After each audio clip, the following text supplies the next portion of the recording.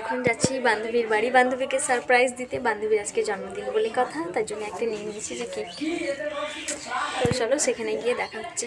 আমরা তো পৌঁছেই গেলাম বান্ধবীর বাড়িতে। তো বান্ধবীর এখানে হচ্ছিল ফটোশ্যুট। এই যে আমাদের ফটোগ্রাফার ম্যাডাম, কি কষ্ট ফটোগ্রাফারদের, দেখছেন তো।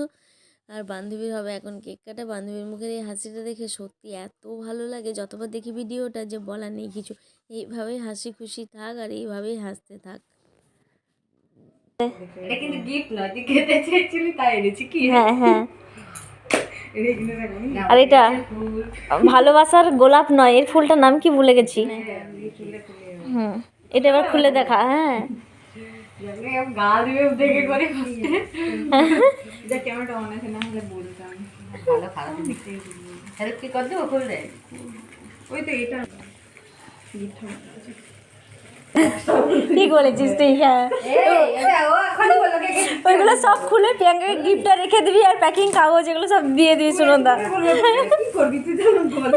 হ্যাঁ, যত্ন করে। এই যে এটা ছিল বান্ধবীর পছন্দের একটা গিফট। যখন পড়বে তখন নিশ্চয়ই আরও ভালো লাগবে, তখন আপনাদের দেখাবো।